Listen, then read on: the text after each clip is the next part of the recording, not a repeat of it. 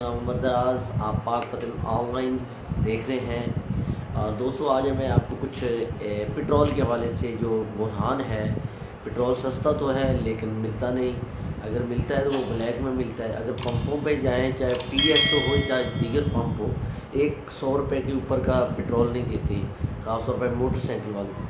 तो इसी पर एक दोस्त ने कुछ दिन पहले एक वीडियोस भी वायरल हुई, उस पर मैं एक वीडियो बनाने जा रहा हूँ, आपको दिखाते हैं कि उसने एक ख़वातीन का बेस बदल कर पेट्रोल हासिल किया। आया कि आम लाइनों में लगे रहें तो वो पेट्रोल नहीं मिलता, अगर उसने ख़वातीन वाला बुर्का पहना और वहाँ पर पेट्रोल लिया। आया दिखाते हैं।